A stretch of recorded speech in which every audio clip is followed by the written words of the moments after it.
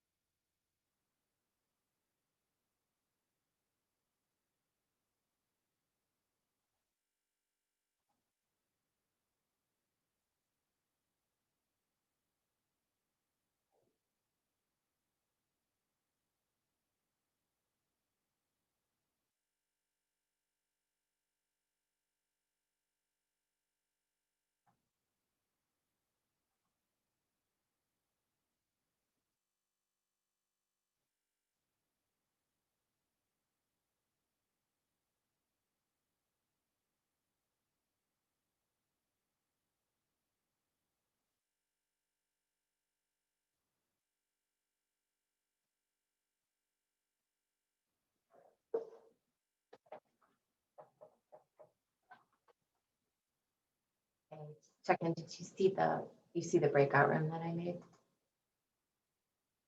Break room one. Perfect. Okay, just checking.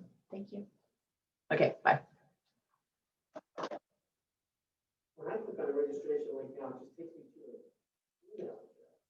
Huh, I wonder if mine, maybe because I was registered.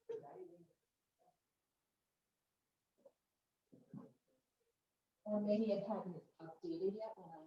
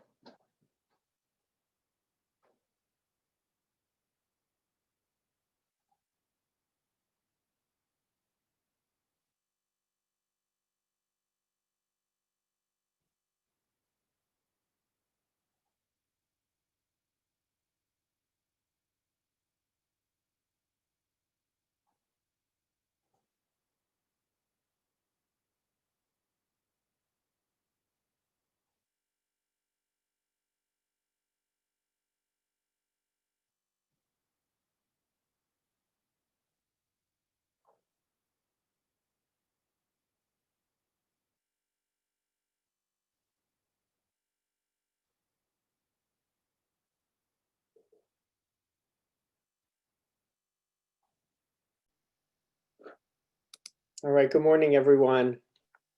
I know it's early on a Saturday morning and folks are still filtering in. I'm sure they'll continue to do so over the next few minutes, but I want to make sure not to cut into Dr. Harrington's time. I want to welcome you. I'm Stephen Maynard Caliendo, Dean of the College of Arts and Sciences at North Central College, and I want to offer my deepest and sincerest welcome to North Central College, albeit virtually.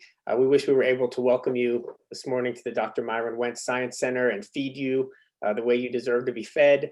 But in any event, we're humbled to be able to be your hosts for this enriching event. The Associated Colleges of the Chicago area is a 55-year-old consortium of 15 independent institutions dedicated to providing a comprehensive higher educational experience rooted in the liberal arts and committed to excellence in pre-professional undergraduate and professional graduate programs. For years, we've held this symposium to share ideas, even though many of us are considered to be competitors. Last year, we took the step of inviting our colleagues from public and larger private institutions in the region, and I'm happy that many of you are able to join us again today so that we can learn from you and share with you as well. This year, we took yet another step of outreach and invited high school teachers, and we're really happy to have some of you with us today too. We've gathered here on a Saturday morning because we love teaching, and we want to continue to improve and to innovate. The sessions that are offered today are designed to spark ideas, challenge our assumptions, and call us to action. And I'm confident that they will do just that. As always, when you put something like this together, there are many people who help make the day successful. First and foremost is Christine Drover, my administrative assistant, who was the brains of this whole virtual operation, from helping to choose, specify, and test run the platform, to communicating with presenters and attendees. Many of you interacted with her over the last few weeks. We absolutely could not have pulled this off without her, so I'm very grateful. Both Wendy Rose and Amy Schwarzy provided logistic support in the weeks leading up to the meeting.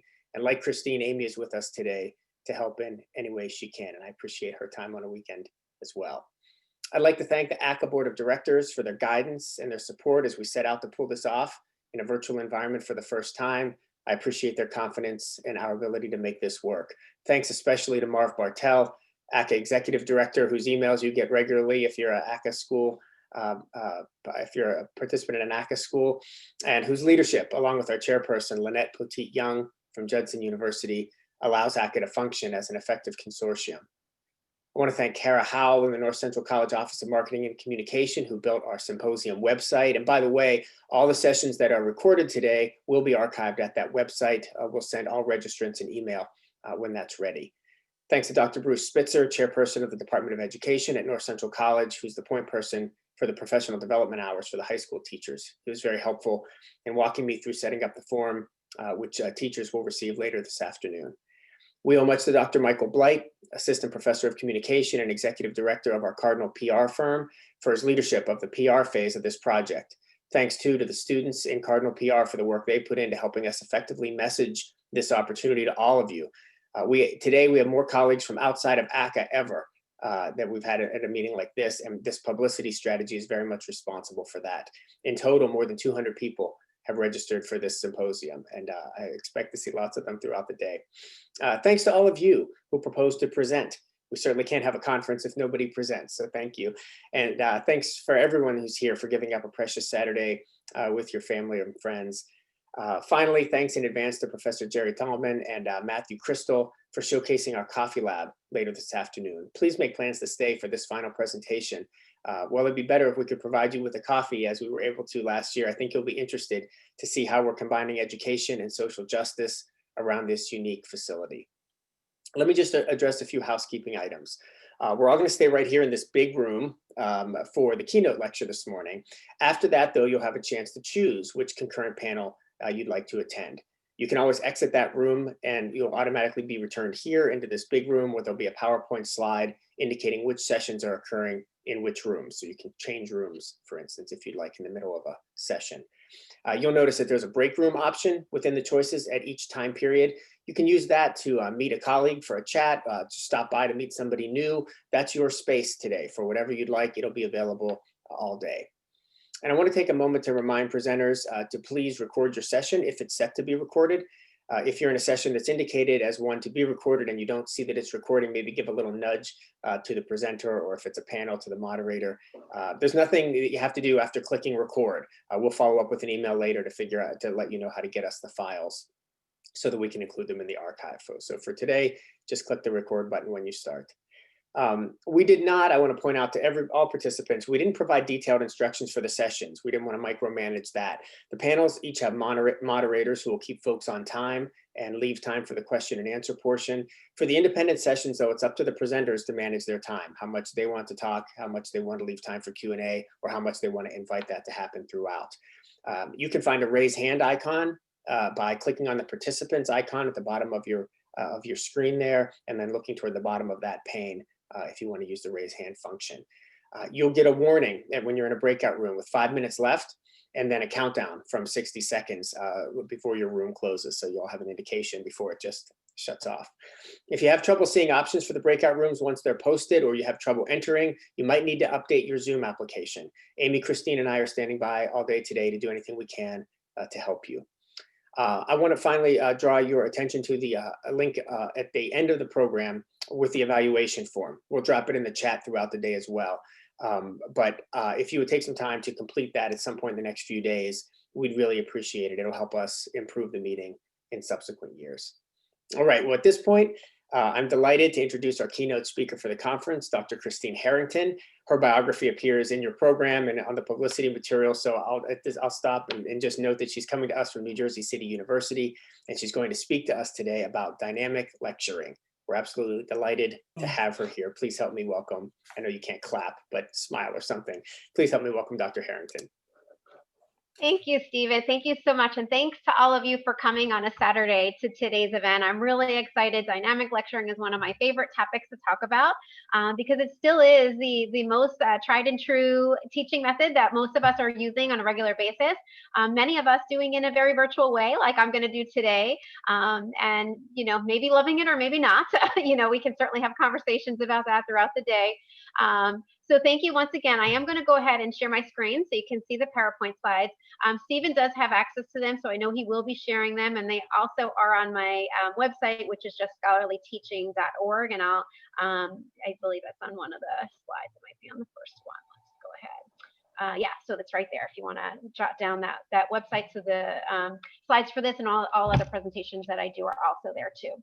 So feel free to check out the website if you would find that to be helpful to you. So let me do a minute of housekeeping before I get started with the content of my presentation. So this is a topic that I often talk about in person, you know, and I would have loved to have the opportunity to be walking around, getting to talk to you throughout the day, but I have also done this a number of times in the virtual space as well.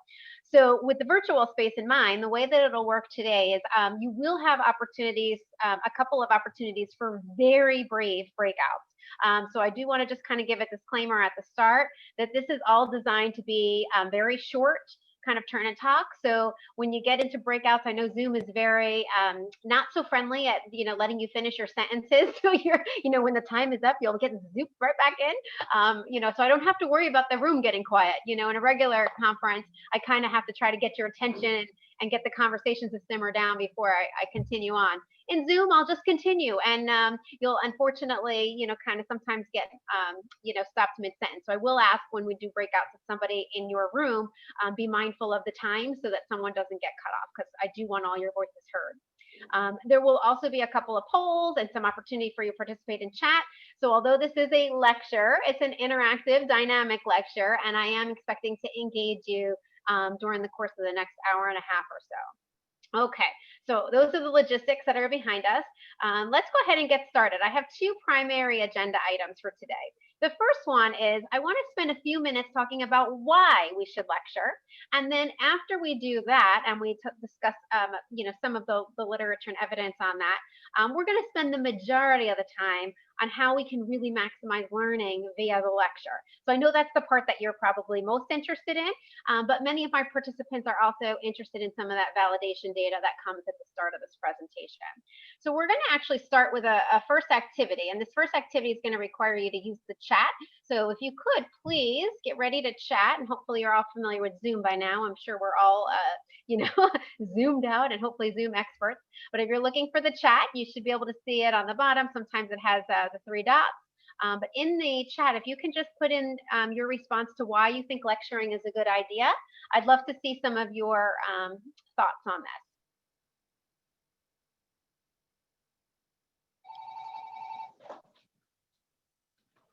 Stop. I'm going to pause sharing for 1 second. Okay, there we go.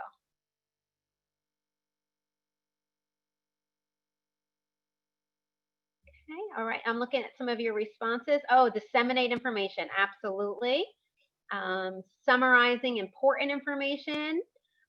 So I'm hearing a lot of your thoughts are really related to, we have a lot of content to share and we have to get that across. Okay. Let's see. Efficiency. That's a really important one. Thanks, Carol. I think it's Carol there. Efficiency, because there's just only so many minutes, right? And it's a lot faster for us to tell someone than to have them try to figure it out. Examples, I see that by several of you. So absolutely, examples are probably one of the best, ways in which we can use a lecture is to share our discipline stories through the examples to really make the content come alive. And I think that helps with the understanding of the material that we're presenting. Yep, so covering the material you want in the given time. So we have that efficiency, kind of thinking very mindfully in terms of how much time we have and how we can most effectively accomplish our goals. Telling a story. I love that approach of telling the story. That's really critical. Terrific. And I see some notes in here too. You're the expert, really, right? So when you're lecturing, I know when I go to conferences, I love interaction too, but I also want to hear from someone who's got expertise on a subject matter.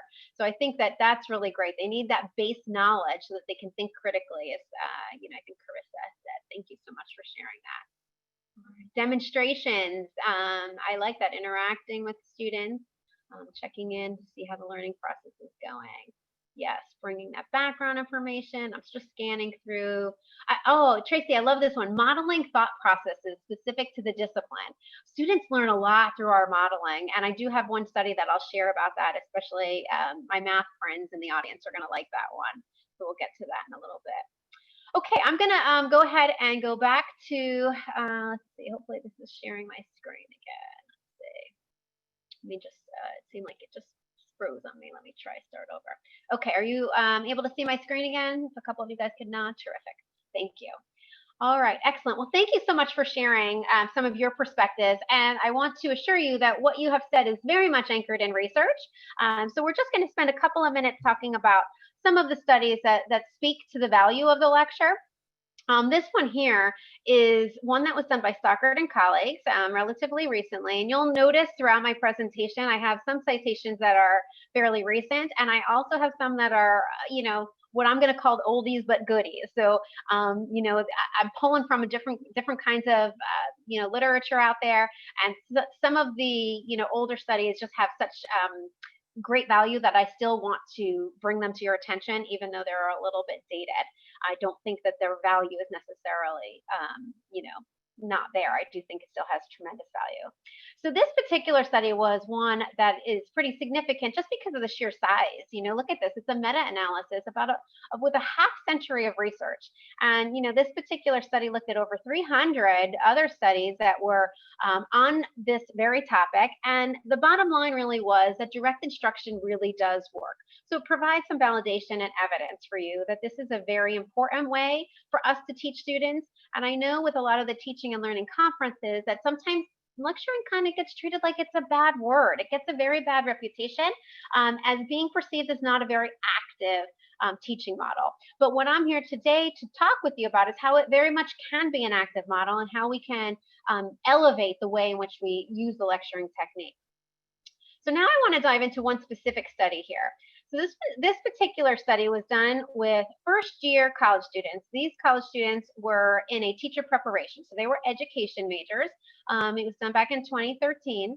I am going to set the stage for this, and I will be asking you to predict the outcome in just a moment. So I do want you to pay a little bit of attention, for this. Oh, can you just pause that poll for 1 second, Christine? I just want to make sure they have the background knowledge before they jump into that. Okay, thank you. Just pausing that. Okay, so here's what happened. It was a quasi-experimental study where students were randomly assigned into classes were randomly assigned to one of 4 different teaching models, not the students specifically, but the courses. One was all lecture all the time. So the entire semester was lecture. The next one was case-based learning. So let me just give you a quick definition of what case-based learning was in this particular study. So you can see here, this is how the authors defined case-based learning. And then there were 2 what I'm going to call approaches that combined both lecturing and case-based learning. One of those approaches was, I'm going to call it the alternating approach, where it was lecture, then case-based, then lecture, then case-based. And the final condition was a gradual approach, where it was the first half of the semester was lecture and the second half of the semester was case-based. Okay, so I do see that some of you already started the poll. Go ahead, it's launched. So feel free to answer and give your prediction now of which group you think did the best.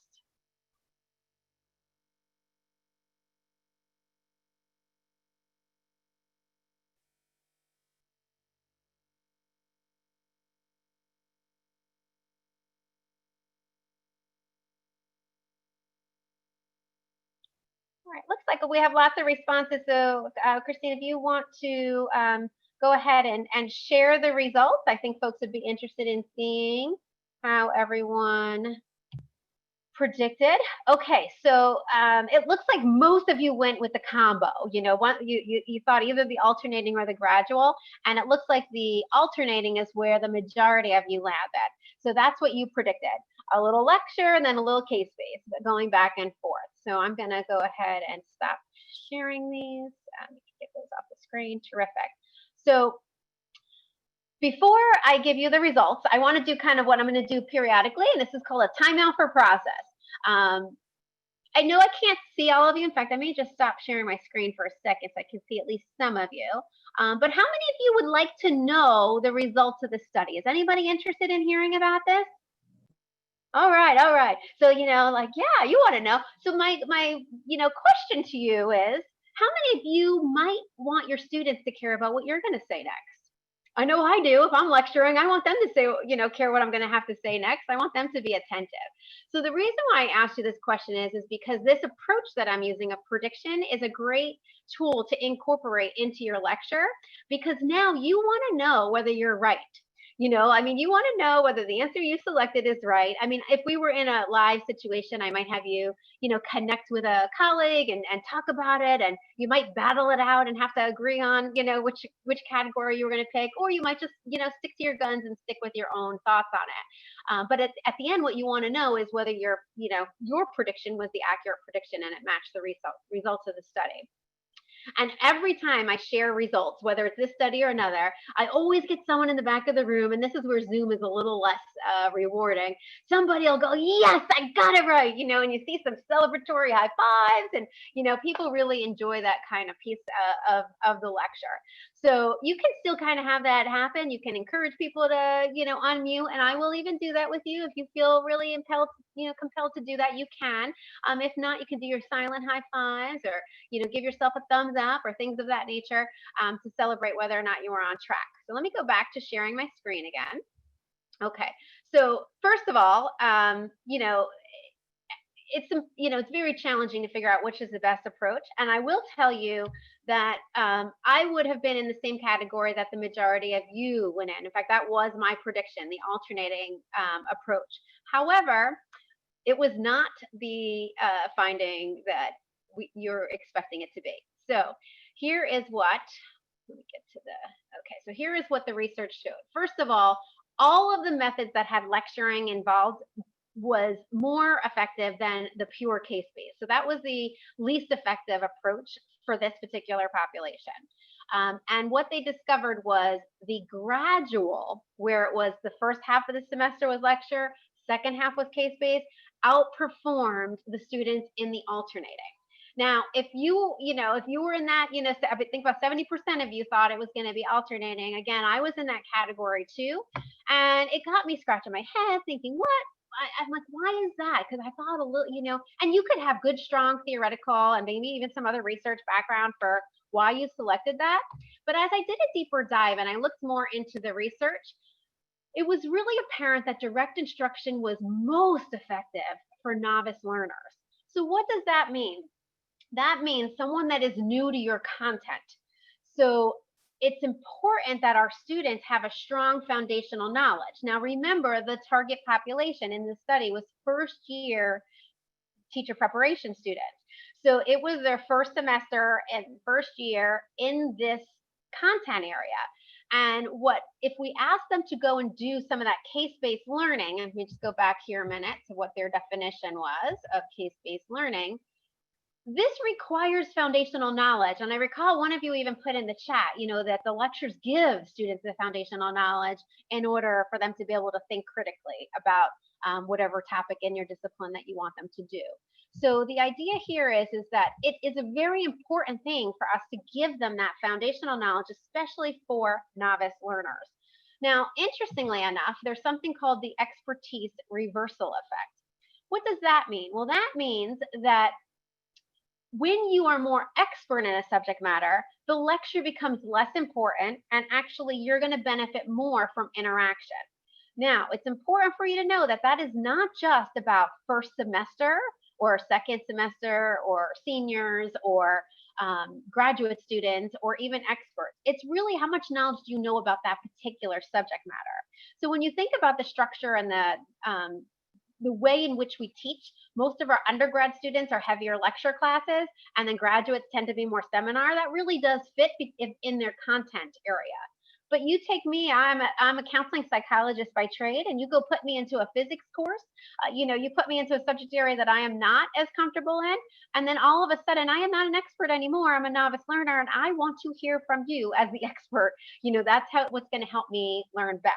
So the big takeaway here is that, yes, there's data that shows the lecture works. It works especially effectively for novice learners. That doesn't mean that you shouldn't have any active learning component in it, or that you shouldn't use inquiry-based or case-based learning. It means that you want to ensure that they have a strong enough foundation so they're not floundering and not using their time productively in some of those other active learning approaches. Okay, folks. So we are now ready to jump into the heart of the presentation. And this is really about maximizing learning via the lecture. So we're going to talk about 7 different strategies. And I'm gonna assume that you're a pretty friendly audience and you're gonna play with me a little bit here. I like to do this in my live sessions. I like to use gestures. So I'm gonna use them here. And if you're really brave and you want to do it, I actually can only see a few of your faces right now, so I won't know if you're not doing it. It's okay if you don't feel comfortable doing so. But in my live sessions, I like you to kind of play along with me and do the gestures also. I will assure you that if you do that, it'll make it a little easier for you to recall all of this information. In fact, one of my best pieces of feedback I have gotten from doing any presentation really was, a year after I was at a conference that I presented this very topic, and it was the following year that I was back at this conference, a participant came up to me and did all of the 7 gestures and said, I remember everything from your presentation. I mean, think about that. Does that happen? It's hard. I'll be amazed if you can remember some of it by the, hour and a half mark when the presentation is over. So doing the gestures, I find really does help students learn and, faculty learn as well. We're all humans, and having some additional, ways to bring attention to important ideas is of value. So here are the 7 strategies that we're going to do. So if you're willing to play, activating prior knowledge. We're going to go look for that prior information that students have. Activating prior knowledge. All right, I see. I got at least one. Thanks, Chris. That's it. I love it. All right, the next one is capturing attention and emphasizing important points. Now this one, the good news is virtually you don't have to worry about hurting anyone. In the live situation, I have to tell folks not to hurt anyone, but I kind of like jump up and go, emphasize important points, so you want to capture their attention and emphasize important points. The next one is a little more awkward because I usually am pointing to the screen behind me, but Zoom is kind of right here. So I'm going to go like this. Effective multimedia. Effective multimedia. All right, the next one is elaboration through examples. Elaboration. And then this one is so much fun. I do it 3 times. Reflection. Reflection. And one more time, reflection. And then this one I actually got from one of my students in an educational psychology class. She gave me this idea for the gesture. Retrieval practice. Retrieval practice. And then last but not least, questioning for critical thinking. Questioning for critical thinking. So those are the 7 that we'll do throughout. And thank you so much for those of you who are willing to engage with me. I really do appreciate it. And I hope it gets you more engaged in the presentation today. As we move through these 7 different strategies, we'll do the gestures again. And then at the end of today, we'll summarize and recap by taking a trip down memory lane and revisiting them all. Okay, so we are ready for number 1, which is activating prior knowledge. All right, so the first strategy is a really important one. We need to know that learning is incremental, and I'm sure you all know this, but sometimes we need to remind ourselves of this. You know, where does knowledge come from? It builds on prior knowledge. So many of you, in fact, most of you, maybe even all of you, probably took a psychology course at some point where you learned about the memory process. And what you probably learned was that you take in information through your senses. If you do something with it in short-term memory, it moves over into the long-term memory bank. That probably sounds familiar to many of you. Well, in more recent years, they have discovered that it doesn't quite work exactly that way. It's a much more interactive process.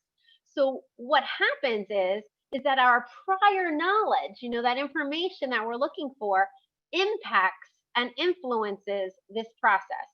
So what we know helps us decide as we're screening things in, you know, not even consciously, of what's going to get in.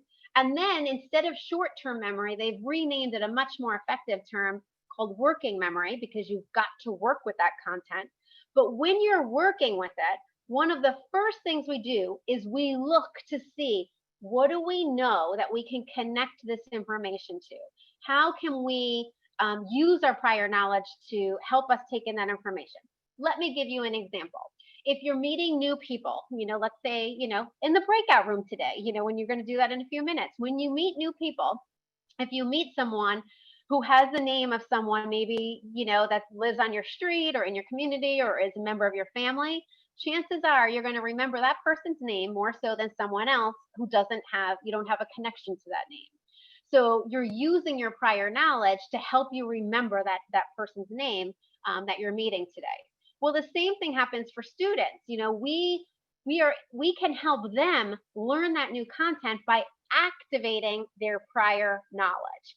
So I'm sure that many of you are already doing this. I'm going to give you your first opportunity to do a breakout. And for this breakout, in a moment, not yet, Christine, but I'll tell you in a second, once I give you the setup, then I'll tell you when to go ahead and put them in the breakout rooms. For this particular breakout, I'm going to give you about 7 minutes. There should only be about 3 or 4 of you. I'm hoping that all of you are engaged, and being it's a Saturday, hopefully not multitasking with other tasks at work. So hopefully you don't end up alone, but if you do, don't worry. Christine's gonna look at the other list and move you if necessary to make sure you have some partners to talk with. So you'll have about 7 minutes. I will ask for you to assign a timekeeper to ensure that everyone, A, gets to at least introduce themselves so you can make a connection to others at the conference.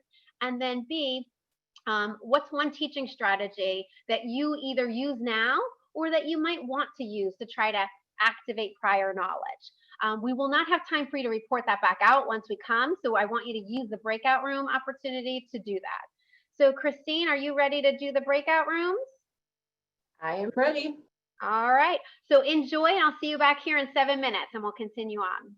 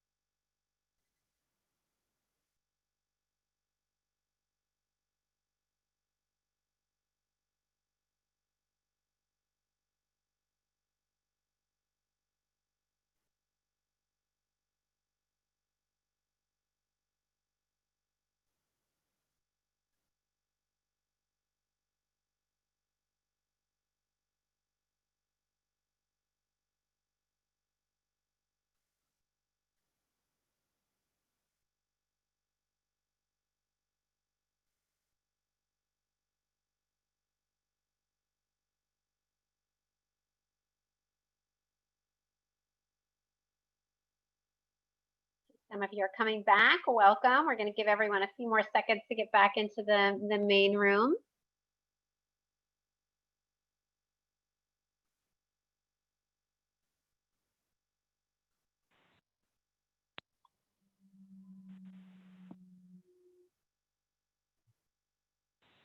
Bye-bye.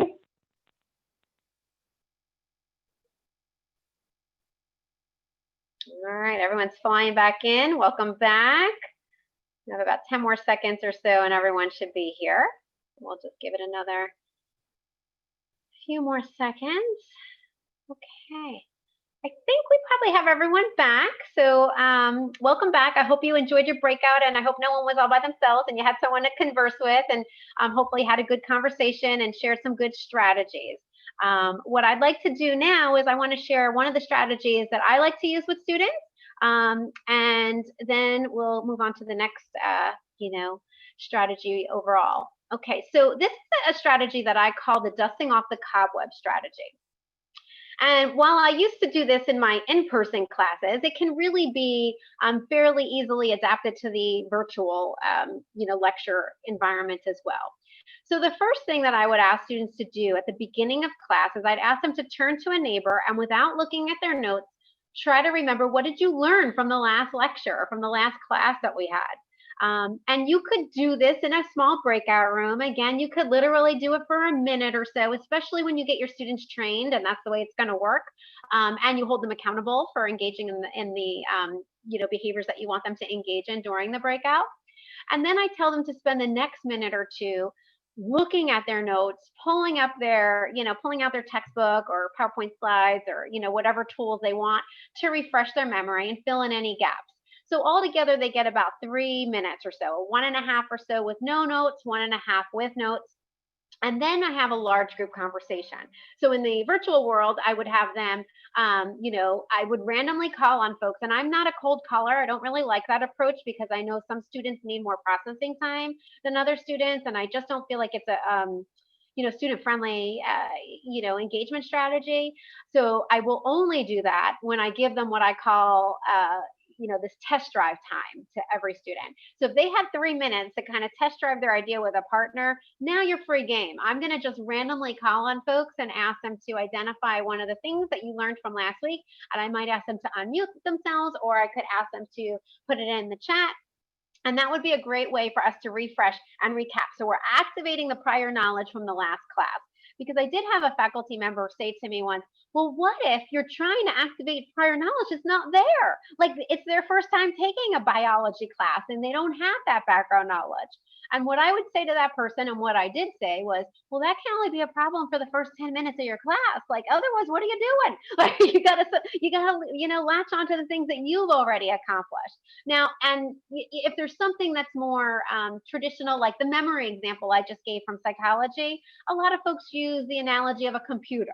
You encode by typing into the computer, you save by hitting save, you retrieve, that's your long-term memory, by pulling it out. It's easier to retrieve when files are organized nicely on a computer. Well, the same thing mentally. So you can use analogies in real world, examples that might also speak to them and build on their prior knowledge. Okay, so that is the first one. We just talked about activating prior knowledge. Now we're going to move on to the second strategy. And this one is capturing attention and emphasizing important points. So this is a really critical piece, and I saw several of you talk about this in the first chat when I asked you about why lecturing. Oh, wait, oh, hold on, don't look at that. Hopefully you didn't see it. Hang on a second, I went too fast for my own good.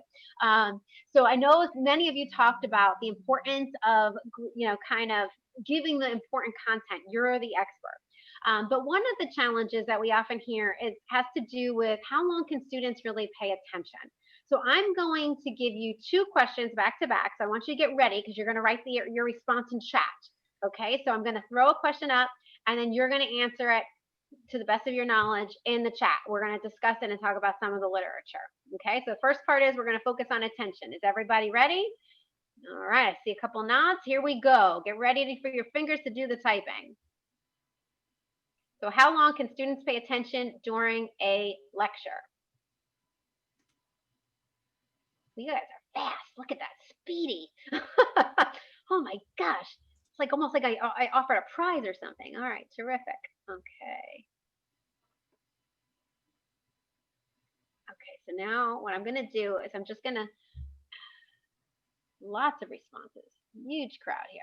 I'm gonna go in and I'm gonna just type in second question so we can try to get most of the responses hopefully on the next one. Is everybody ready for the next one? Okay, here we go. Here's second question.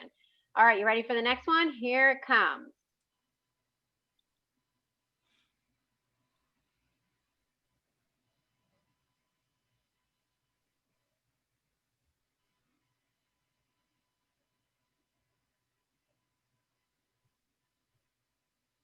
Ha, you guys are cracking me up with some of this. Somebody wrote 0.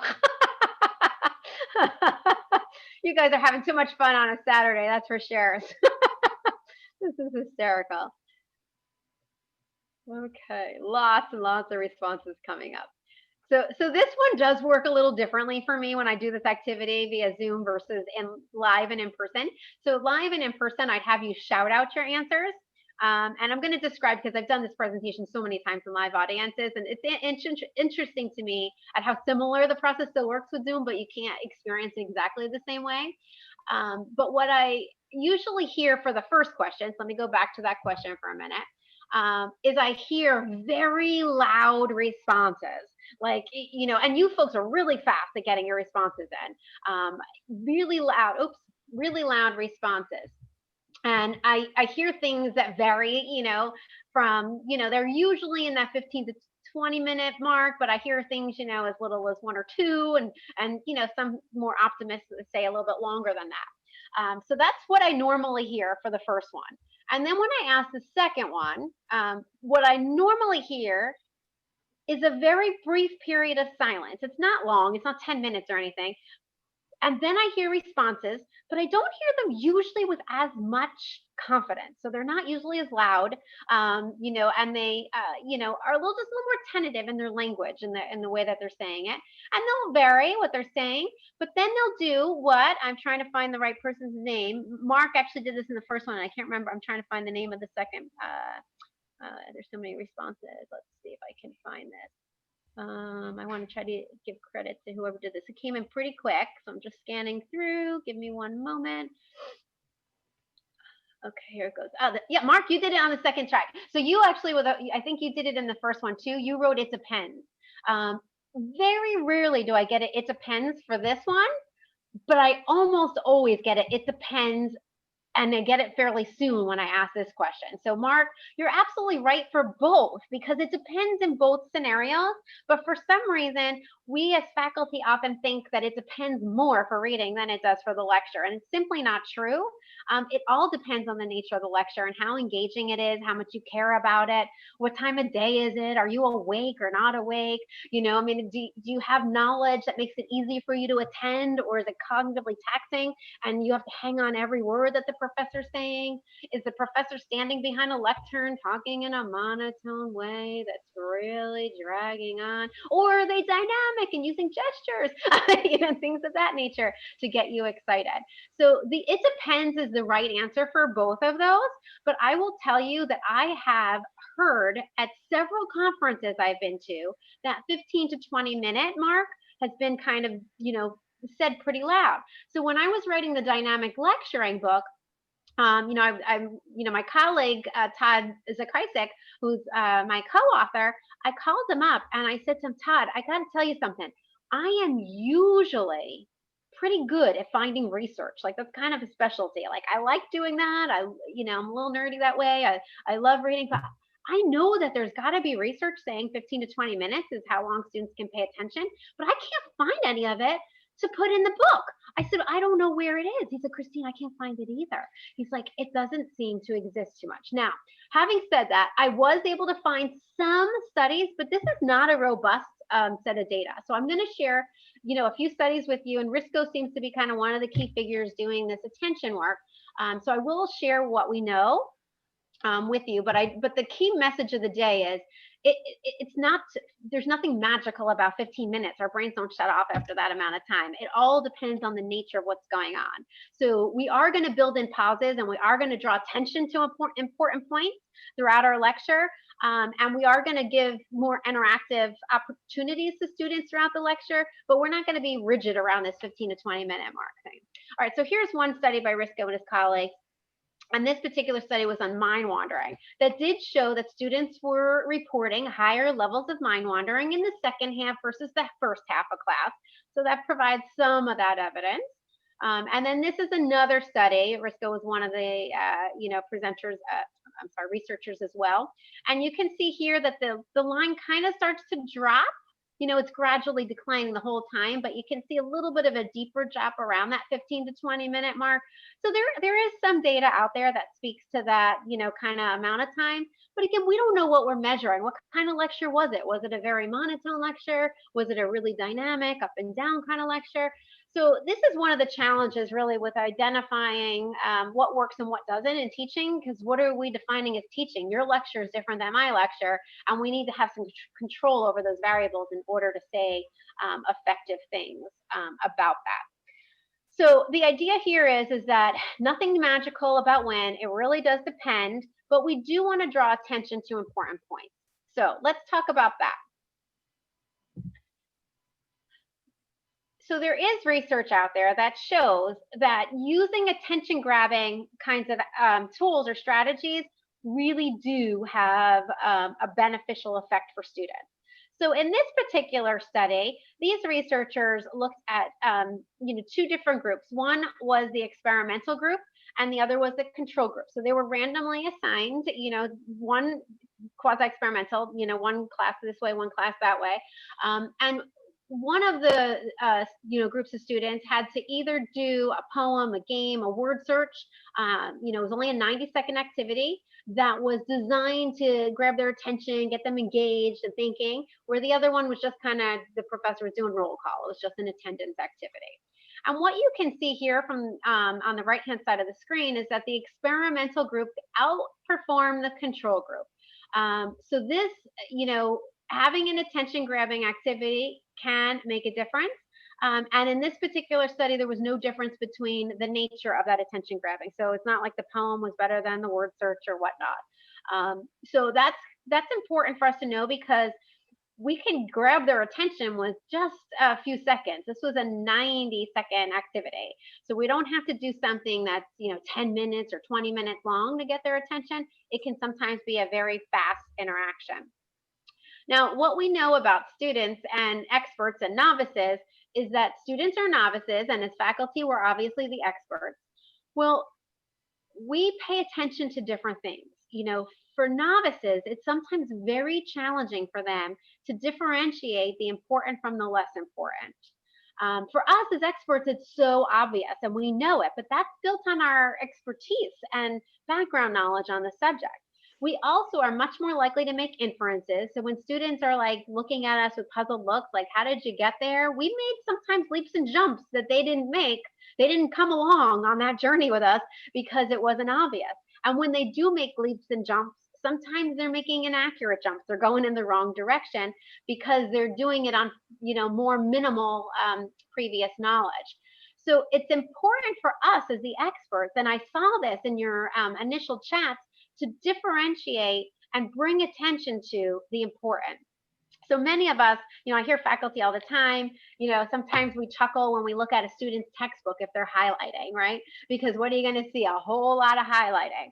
Well, they don't know what's important or what's not important. So of course it's going to all be highlighted. So that's where we come in, and we can capture their attention and emphasize important points. So my advice to you is, if you can think about what are the 3 big ideas of your lecture, so if you want to, kind of figure out what are the most important pieces of today's lesson, then you want to figure out, what am I going to do to draw attention to those? So today in my lecture with you, I have identified 7 of those, and you have seen me do gestures like this and gestures like this. I have drawn your attention to each important point that we're talking about. I'm not suggesting that you have to do gestures, and actually in Zoom, I think it makes you like sometimes a little people are going in and out when your hands are moving around too much. I got to try not to do that as much as I do live and in person. But you can be as simple as, there are going to be 3 important points that we're going to talk about today. This is important point number 1. So it doesn't have to be fancy, but you could, be more excited or elevated in your voice. You could do the dramatic pause.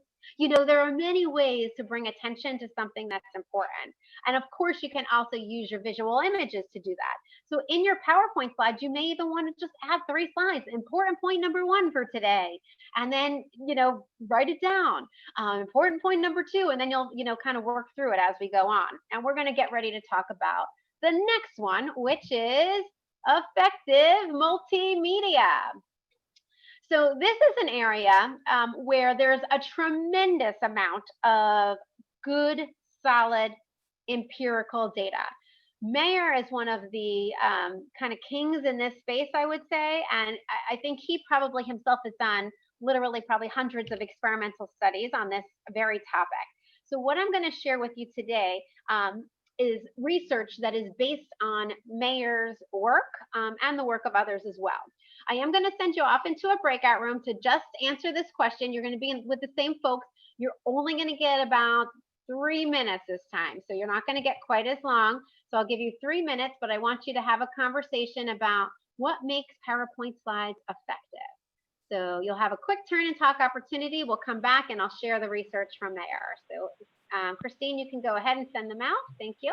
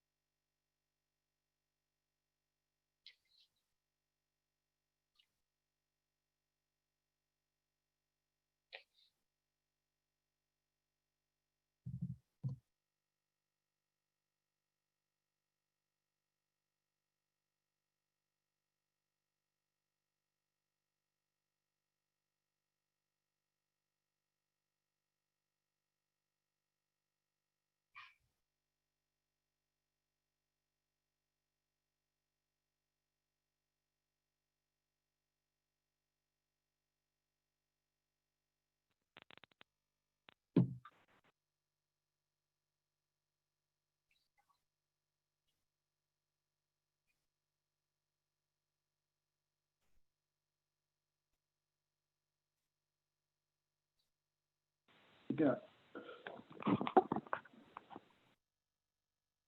All right, looks like everyone is coming back. So welcome back again. I know that was a briefer one, so hopefully you didn't get pulled out mid-sentence, but that you talked a little bit about what makes a PowerPoint slide effective. So let's go ahead and share some of the study results and key findings from Mayer's work. So first of all, we are all visual learners. So many of you probably know that the literature on learning styles has not really proved to be that critical. There's no evidence that says we need to teach to a student's learning style. We're actually all multi-sensory learners, and we will use all of our senses. But those of us who don't have any impairments in vision, the visual sense is incredibly important. In fact, in psychology, there's something called the picture superiority effect, which means that our memory for pictures is better than our memory for words. So by adding, a very powerful image to our conversation, it really does add value. Now, here's a caveat for you. I am not familiar with I haven't seen any literature that's really talking about the Zoom lecture. Like right now, you see a giant eyeball on the screen and you're only seeing me in the corner, so when I'm working with students, I'll actually go back and forth quite a bit between my PowerPoint slides. I'm not presenting usually as much content as I am right here, right now. And then having more, just like, let's put our faces on the screen. So what I think that works best is when the visual is a backdrop to the conversation, but in Zoom, it kind of becomes the front drop and you're becoming the backdrop. So there is a negative piece, kind of associated with that. But in general, by adding a visual image, you're going to help students learn. So if you think about what visual images best to convey the content or material of your class, that will help. So this one is an eyeball. I didn't throw some random, image up there. It's not a cute puppy or my, adorable children or anything like that. It's something that's relevant to the material that we're talking about. And you're probably going to remember this big giant eyeball that you saw today during the presentation. Now, in addition to that, Mayer also found that less is more. So we want to try to avoid all the bells and whistles. You know how, like even Prezi kind of goes in and out and you're kind of zooming all around. You want to keep things kind of simple and not have too many images, not have too many words, not have a lot of transitions, a little bit here, a little bit there, I guess can add some, interest or draw attention to it. But generally speaking, what Mayer has found is less is more. Another key principle that he said is that it's important for us to draw attention to important concepts. So if I'm in the classroom and a live situation, I will go and I'll touch the board. I'll point to the part of it that I want to emphasize. In an online environment, you can use an arrow like the one I have there. You can use inking. You can use screen share where you're a little bit more live and showing them where you're looking on your screen. So there's lots of different ways that you can draw attention to an important part, especially if it is a little bit more dense in terms of the content, like a chart or a graph. So we definitely want to draw attention to those important points. This next slide, I'm going to give you just a minute to read to yourself.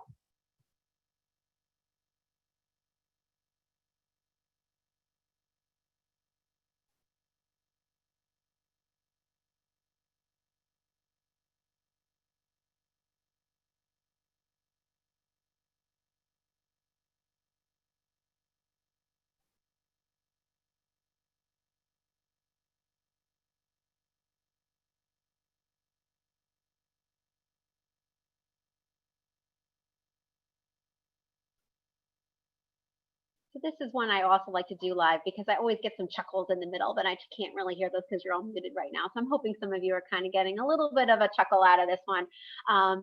So Mayer calls this the redundancy principle. I've relabeled it the be quiet principle. And quite honestly, when I'm talking to students, I call it the shut up principle, and that gets their attention. But my mother doesn't like me to say that, so I don't write that down. I guess it's getting recorded. We'll have to eliminate that one section, Stephen. But anyway, the idea is that we can't have these competing messages coming at us. See, our brains can only handle so much at one time. So I don't know if you're like me, but I will tell you, I used to have slides with lots of words. I had lots of bullets. Some of you may have heard there's rules about how many bullets you can have and how many words per bullet. Those are things that I've heard at conferences too. I've heard things like the 3-7 rule, no more than 3 bullets and no more than 7 words a bullet. I can't find a bit of evidence for any of that. And I think that's really just all bad practice. So having a lot of bullets and all this content on slides is distracting from the messages that you're trying to communicate to students. So why do we do that? Well, I'm going to tell you why I did it. I was new at teaching a class and I didn't want to forget anything. I'm just being honest. It was my kind of checklist. I'm going to make sure I say these things because if I say it, I covered it. And then of course they learned it. I mean, well, of course, like that's how it works, isn't it? Oh my, no, that is not how it works at all. So what I will tell you is that if you find that helpful to you, then still do it. I organize myself by PowerPoint slides all the time. I just think in slides now. It's a great organizational tool, but print them out for yourself. You know, have your own cheat sheets down here with the content you want, but don't use them as a visual aid because it doesn't aid learning. And it's not very visual. What's visual about this slide except for it's up on a slide? You know, it's not really adding any value. So what I would say is you may want to give those to students as aids. Maybe your students even find benefit of having an organizational structure, because guess what that does? It communicates those big points, right? With the big ideas. So you can do that, but don't do it as a visual aid during your lecture.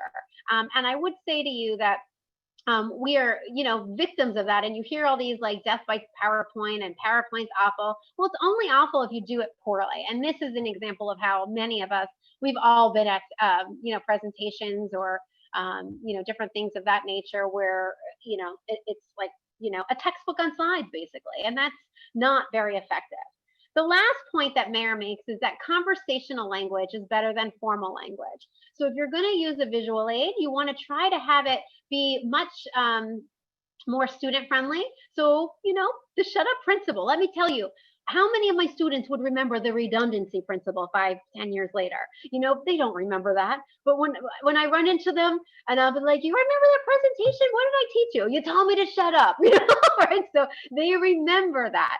So I give that to students also to help them be better presenters. This content goes to my students directly as well as to faculty, because we all need to be better at presenting. I know I still need to improve what I do. No one's perfect. So having that research really does help. Okay, terrific. Okay, let's go ahead and do the next one. Are we ready for the next one? Elaboration through examples. Elaboration through examples. So this one I'm not going to spend an enormous amount of time on because I think it's fairly obvious, and I lost count of how many of you talked about examples in the beginning about why lectures are so helpful. But examples are an incredibly powerful way for students to increase their motivation and their learning, because it brings that real world value to what you're talking about. You're putting it in context. So all of those examples are critical. And the other thing that examples do is it provides that modeling. And I remember one of you talked about that in the beginning chat. You know, you're acting as a model to show them how an expert thinks and approaches problems and solves those. So here's a math example. This is one of my oldie but goodies. I know it's from the 90s, but I really still like it. And I know it's with high school students, and that's not our target population, although there are high school folks in this audience. So you folks will appreciate it especially. But I think it's a very powerful message. So I want to just go over this study.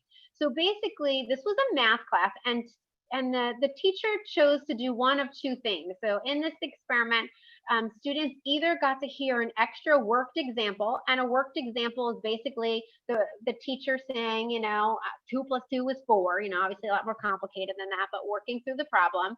Or after having the initial instruction, they stopped with the examples and they gave students that independent practice time.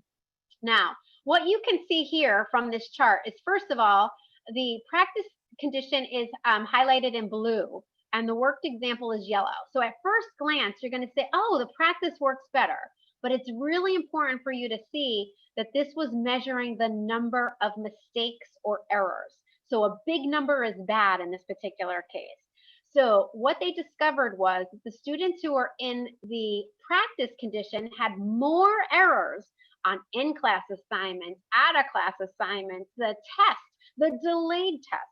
So that extra worked example was really critical. It was very important for them to learn from, and you can see it led to them later making fewer mistakes.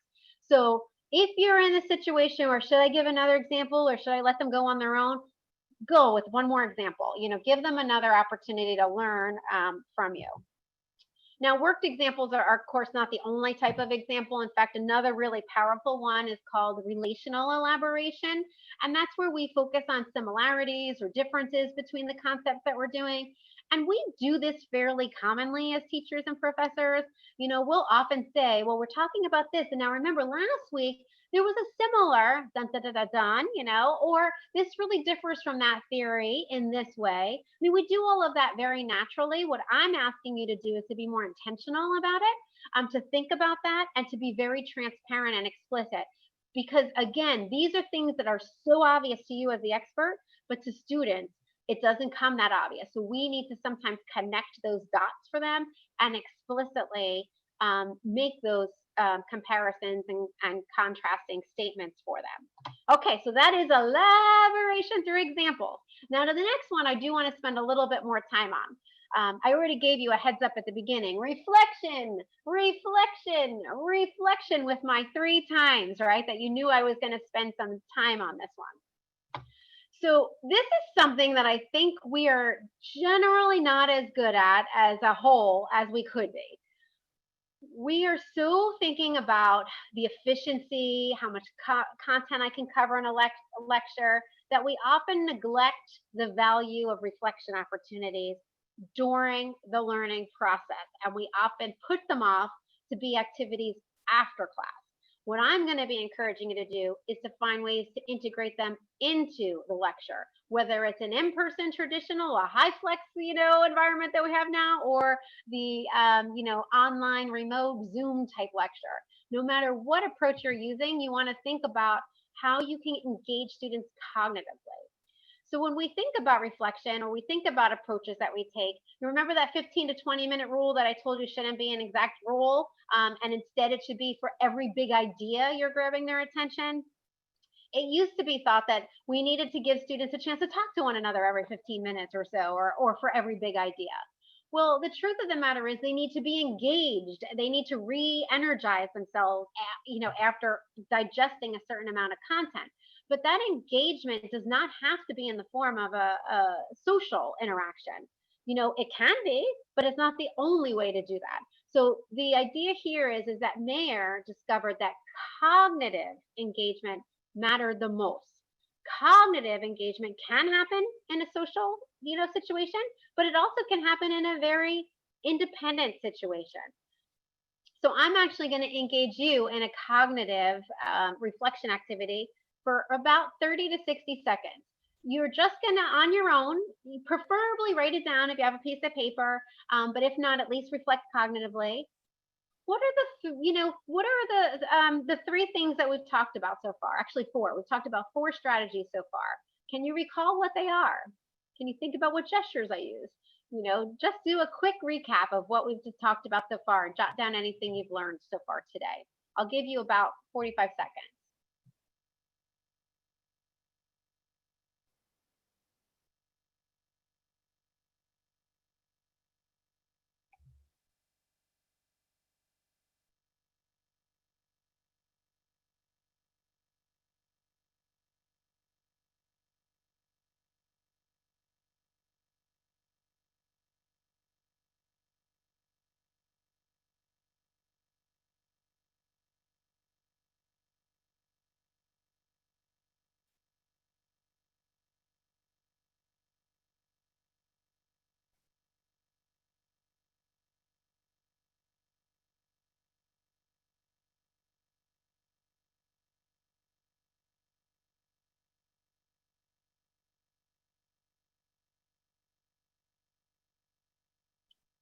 Okay, I'm going to pause us and bring us back, but hopefully I gave you a chance to kind of digest some of the content you've been already exposed to this morning. So let's talk about the different kinds of reflection activities you can do with your students. What I just did was almost a 1-minute paper. I gave you 45 seconds just for the because of our time constraints today. But 1-minute papers are great activities. You can have students do them in the chat. You can have students, you know, put them in some kind of online journal or hard copy journal that they hand to you. You can have them do it themselves and you don't collect it. You know, so it could be either a public or non-public kind of platform for that. You can do things like the turn and talks, which we've been doing. You already had a couple of breakouts on those. The next one is an important one that I don't see happening quite as much, especially in the college classroom environment, is a comparing notes. And I have a study on that I'll show you how valuable that really can be. But giving students, I'm going to give you 5 minutes to go into the breakouts, and I want you to screen share, and I want you to share your notes. Look to see, what did you write down that was similar to your partner? What did you not write down that your partner wrote down? Why? Or what did you write down that they didn't capture? Why did you write that down? So have a dialogue about that and fill in any gaps. Very powerful activity for them to do. Doesn't have to be a super long task. Quick quizzes, which you're going to get one of those in a few minutes. Don't worry, the grade won't show up anywhere, but you'll get to engage in that.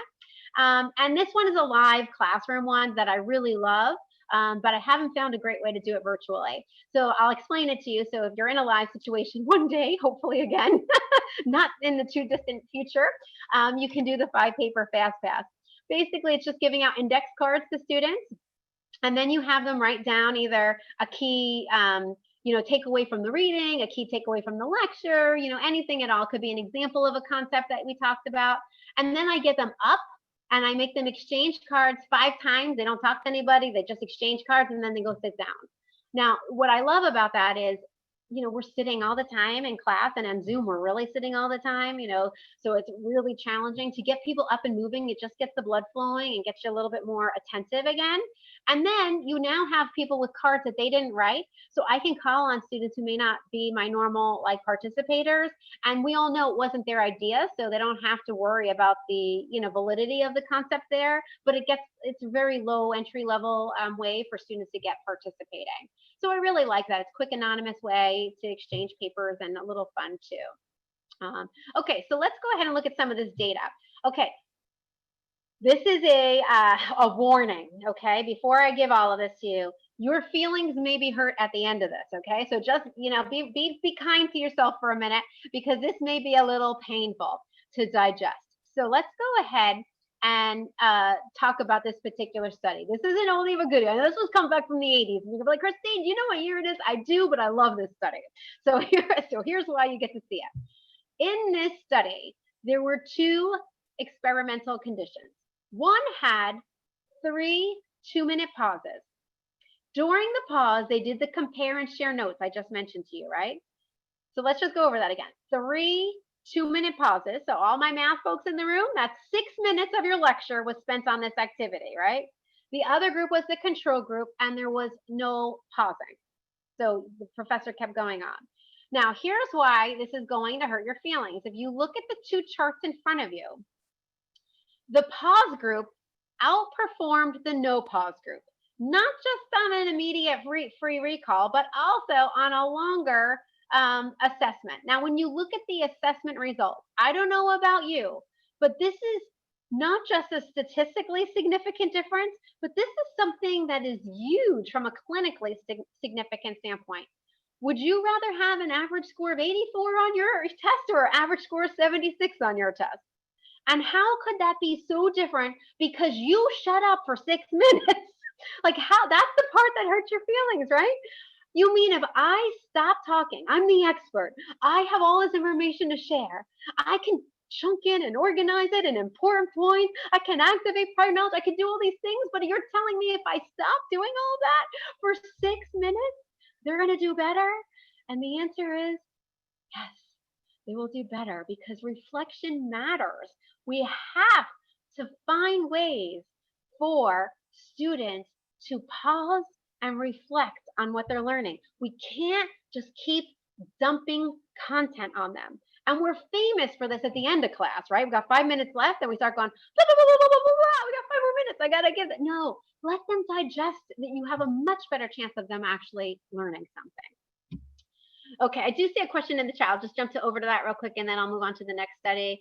Is there pushback when you ask them to share their notes on the screen? I mean, you're always getting, it depends on your class and your situation. If you have students that are going to push back, you might get some pushback. But what I like about the screen sharing is it's not the camera sharing, so I know with the equity issues that we need to worry about, the background of what's happening in their house may not be what they want to share visibly with others. And I don't know about you, but I actually have one of those old computers that doesn't let me do the Zoom background. So you're going to see what you get to see, which is why I have the wall behind me right now. So you don't have to see people walking behind me. But you don't have to have the video part shared, but you can have screens. So it's a way to get students definitely engaged without having that visible piece. All right, let me go ahead and share another study on this reflection. So in this particular study, this one was done about 10 years later, in the 90s, and it's a really good one too. This one compared two different types of pausing to a no pause group. So you can see one group, these were 2 4-minute pauses. So now we upped it from 6 minutes to a whole 8 minutes of class that were given up. And this was actually only a 21-minute video. So this was an experimental, the psychology lab kind of studies. It wasn't in an actual learning environment. It was more in a lab situation. So the written summary was they had to write down what they learned in those 2 4-minute pauses. The reviewing note strategy was students were instructed to review, look back over what they wrote down, just look at their own notes. They weren't comparing with anyone else, just themselves. And then of course the no pause was, no pause, it just kept going. And what you can see here was that the written summary was much better than the reviewing notes. Now, I like to use this example of my son. One day I came home, he's sitting at the kitchen table and he's sitting there with his notebook in front of him. And I said, "What are you doing?" He says, "I'm studying." I said, "No, you're not." He goes, "Yes, look, here's my notebook." I said, "Look at my notebook." I said, "Yes, that's what you're doing. Looking happens with your eyes. Studying happens with your mind." So reviewing your notes and looking to say, when you look, it looks familiar. You're not cognitively necessarily doing anything unless you're covering it up and testing yourself and engaging with it. But I could tell he wasn't doing that. It didn't look like the wheels were turning, So I don't think that was happening. And when we review our notes, it's a fairly passive pause activity. So the key is that cognitive engagement that Mayor talked about, and cognitive engagement is more likely when you engage students in a written summary. So not only should you pause, but the nature of the pause really matters. Now, here's a more recent study for those of you who are getting frustrated with my, oldies but goodies. This particular study showed that having students revise their notes during a lecture versus after a lecture. So asking them to use a pause opportunity to repackage their notes. When you think about effective note taking, and I know this is a whole nother lesson for a different day, but the most important thing to do is organize the content. So matrix kind of notes, tables, concept maps, those things are much more effective than, linear notes or outlines. But the reason students can't do them, it takes too much cognitive effort to do it while you're still taking the material in. So it has to be an after the fact note-taking activity. But having students do these activities during the lecture versus afterwards had a more positive impact, not just in terms of how robust their notes were, but also their performance on the test. The other key finding from this study was that if they revised with a partner versus revising alone, that had a big bang for its buck also in terms of academic performance. So the idea here is we want to pause, we want to try to get them engaged cognitively, and you may want to consider having them do it in a partner way as well. So this is the last study that I'll share with you on this particular topic. And this is another very recent study that's really talking about the benefits of active learning breaks. So students are really saying, this helps me, so they're saying, yes, please do this. It helps me just be more focused, more attentive. It helps me have engagement with others. And it really increases my understanding of the material. So if you walk away with nothing else from today, except for the idea of reflection and, maybe the 3 big ideas, and you put a reflection point after each big idea, then that's really going to help your students out tremendously. Okay, so the next item is a quick quiz. We're just going to have you go ahead and put the answer really fast as you can, as true or false, in the chat. So are you ready? I was going to do these as polls, but I forgot to, I didn't tell Christine to do it. So we're going to do it via chat. Okay, so are you ready? Let's do it. Oh, no, actually they are polls, right? I think I did do polls, didn't I? I think I did. I have a poll ready at true false. Yes, perfect. Okay, I thought I didn't give this to you. So a poll question is being launched with your 2 quizzes. Quiz questions. So go ahead and answer those. Terrific. Thanks, Chris.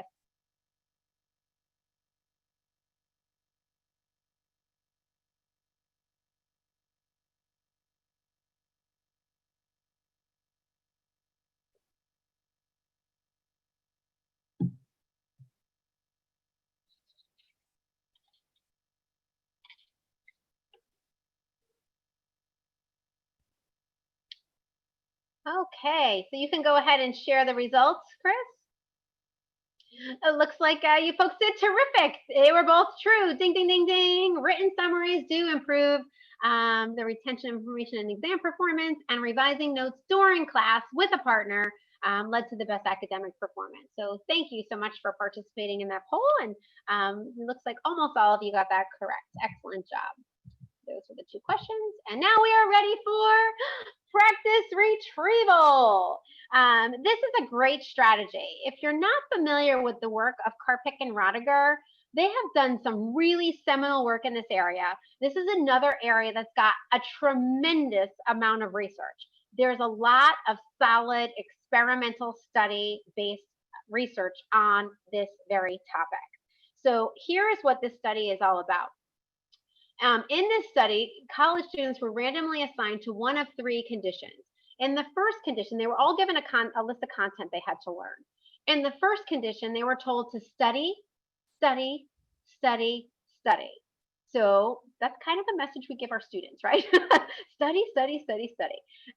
In the second condition, they were told to study, study, study. The content was taken away and they had to test themselves. They had to recall what they learned. And then in the third condition, the students were told to study. They were only given the content 1/4 of the time that first condition had, and instead that material was taken away and they had to recall that information 3 times. Now, in this particular study, there was no feedback between those 3 recalls. There are other studies that talk about the value of getting that feedback in between, but this one did not have it. So here are the findings. First of all, we're going to draw our attention to the left side of your screen. The left side of your screen shows that the blue bar, which is the study, study, study, study group, outperformed all of the other groups. This is bad news, okay? This is terrible news. What does this do? It shows us that cramming works. What do we tell students to do? Don't cram. And we want them to think it doesn't work. And they tell us it does. And they're right for 5 minutes. So in the very immediate, studying something 4 times versus only 1 time and testing yourself is going to lead to the best outcome. But what you and I care about is the right-hand side of this graph, not the left-hand side. We don't care whether they can hold on to this information for a minute or 2. We care about whether they're going to get it into their long-term memory bank and it's going to stick with them. Now, if you look at what happens to these bars is, oh my God, it's the exact opposite, right? So that study, study, study group did the worst on that recall test, which was about 10 or 12 days later. The group that did the best was the study, test, test, test group. Even though that group only had the content 25% of the time that first group had it. So that's an incredible finding. What this shows us is that testing is a powerful memory tool. So testing is a powerful memory tool. We need to help students see testing is the way to study. We as faculty need to incorporate testing into what we do. And when I say testing, I don't mean like tests, because actually I think the multiple choice tests as the summative evaluations are probably not the right ones, and they're probably not real world ready enough. But when you're learning, you can incorporate a quick quiz like I just did into your lectures, right? You can do, whether you do poll questions in Zoom or you use external things like Poll Everywhere or Kahoot, there's plenty of different strategies that you can use. The idea is we want to build in retrieval opportunities for our students. Now, quizzing and testing is not the only way to do this. There are lots of different ways. When you ask students, when I do that dusting off the cobwebs, I'm asking them to retrieve the content from the prior lesson, right? If I give you a 1-minute summary pause, I'm asking you to retrieve what you just learned. If I ask you to repackage your notes and put them into a concept map, I'm asking you to work and digest and retrieve content you just interacted with. So the idea here is that we want to incorporate these into our lectures and lessons. And not just there, we also want to have regular quizzing And we want to communicate to students that regular quizzing helps them learn. That's important. So giving them multiple options, that is really important. So, trying to build that into what you're doing. As I said a minute ago, you can also, use other strategies. And again, these don't all have to be graded necessarily. You might give them some participation points or something, but at the end of the day, they're about helping and supporting them learn. Here's one study on Kahoot that you might find interesting. Basically, students either got to use the Kahoot quizzes during the last 7 weeks of the semester or didn't. It was quasi-experimental again, with the classes being randomly assigned to either Kahoot or not Kahoot. And you can see here, look at the difference in the performance. I mean, again, I don't know about you, but this kind of difference by adding 7 Kahoots to my, class seems like a very easy thing for me to do to increase my grade from an average of an F to almost a B minus. I mean, that's pretty impressive. So I think that this is like refrigerator worthy kind of content. I like to call it that when it's kind of a big deal. Like, we're not talking about we raised someone's grade from a B minus to a B. We're talking about F to almost B minus through using quizzing and Kahoots in the class. So very, very powerful. Okay, we're ready for our last strategy now, which is questioning for critical thinking. Questioning for critical thinking. Now, lectures often get a bad reputation, and one of the biggest, pieces that I often hear about why people think the lecture is not valuable is because they often say you can't engage students in critical thinking during the lecture. And I would argue that's not true. I think you can. It depends on what kinds of interactive activities you incorporate. So let's say, for instance, that you decide to help students engage with Socratic questions. So maybe as one of your lecture pauses, one of your reflection opportunities, you have them create and or answer Socratic questions. I actually think that both of those skill sets are really important for them to be able to develop questions and also for them to be able to answer questions. So you could have them do a pause where they maybe create questions, maybe they put them in a Google Doc form or something. And then during the next breakout, you assign, partners to work on a different question that was put into that Google Doc. And that way they've created some of those questions and now they're engaging in more critical thinking. It is important to provide them with some training and structure. So I usually provide these question stems to my students, and I find that that really is helpful as they're crafting their own questions. And of course, you can ask them as well. It doesn't have to be peer created or student created, I should say, but I think there's value in that as well. And King has done some work and some research in this space that I'll share with you. So King has really talked about something called the reciprocal peer questioning technique.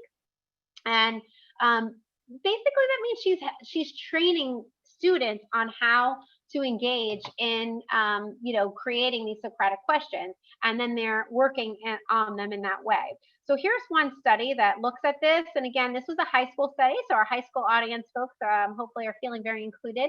I know you're new to this ACCA conference, so welcome. I'm glad you're able to join us, and it was honor students. So there was 4 conditions. 1, students did self-questioning. The second was a combo where they did the self and the peer questioning. The other was more of a generic discussion group. And the last one was just all independent study. And what you're going to see here on the results slide is that the green bar is the highest, and the highest bar was the self and peer. So there's value in both of those, and that combination led to the highest performance. So that was really important for students. So the idea that we can't do critical thinking, you can't do it the same way as doing a really robust inquiry-based project, but you can begin that process and incorporate it into the lecture. So those skills are starting to develop. So when you send them off to do those more cognitively complex tasks, they're going to be more prepared and ready. So I want to, at this point, I think we have a few minutes left. I'm going to do this via chat, actually. I'm going to ask you to, in the chat, please indicate what one of your main takeaways from today is. Then we'll do a quick recap, and then I'll have time for maybe a couple of questions. I'm sorry I don't have time for a lot. I don't want to eat up too much of your time. I know you have only a 15-minute break. So if you can go ahead and jot down some of your key takeaways from today, that would be a great way to get started. And if you do have a question, I'll just ask, go ahead and unmute yourself. I think that'll be better so that it doesn't, it'll probably get lost because the chats are going to come in pretty quickly. So if you have a question, please feel free to unmute yourself and I'll do my best to respond to it.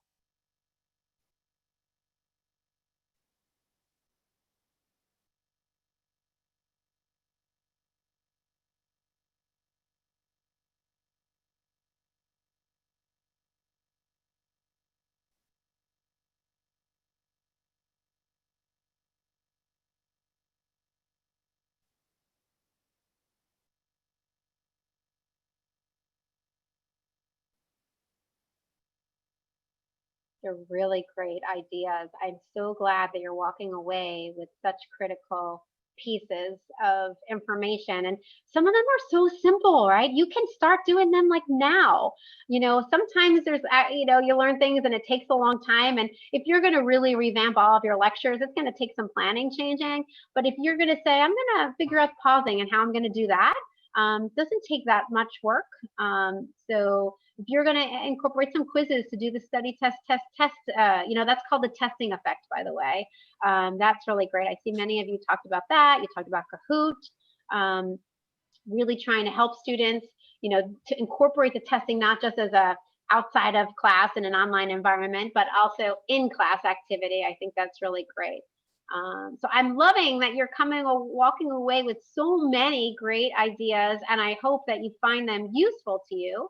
I do know that some of you may not be comfortable unmuting. So if you do have a question, it looks like it's slowing down a little in the chat. You can certainly go ahead and put it in there. Well, I wait to see if there's any questions. We will take our trip down memory lane as I promised. So let's go ahead and do this. Are y'all willing to play with me again? Are you going to do my, gestures here? All right, let's go. Activating prior knowledge. I love it. Thank you so much. Capture attention and emphasize important points. Effective multimedia. Elaboration through examples. We're going to do reflection 3 times. Reflection, reflection, reflection, because there's supposed to be 3 big ideas, right? You got to do one after each one. And then practice retrieval and questioning for critical thinking.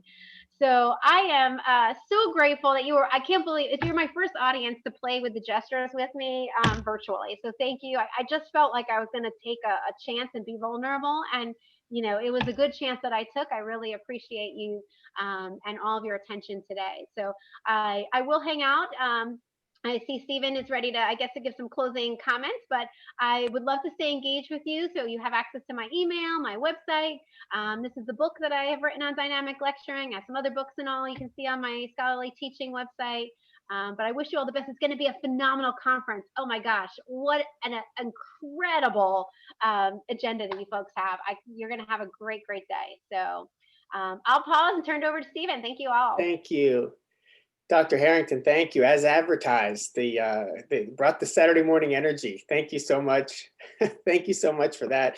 And thanks for everybody for being so engaged throughout. I did build in a 15-minute break because you probably drank a lot of coffee and you might want to step away and use the restroom or something. So we'll have the first concurrent session starts at 10:45. You're certainly welcome to stay here. We'll build those breakout rooms and you should see them on the bottom. If you have any trouble, then you can try to update your Zoom, but you can also send a private note to me or to Christine Drover, and we can manually put you in any of the sessions you want. Just let us know which session you want to be in if you're having trouble getting in.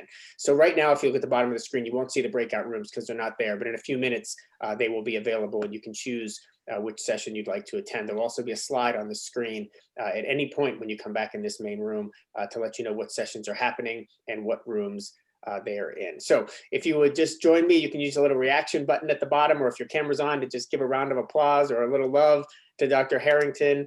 It was really an excellent presentation, and we're so thankful that she was able to spend time with us this morning. Thank you. Thank you. All right, have a great break, and let us know if you need anything, and we'll see you back in about 15 minutes.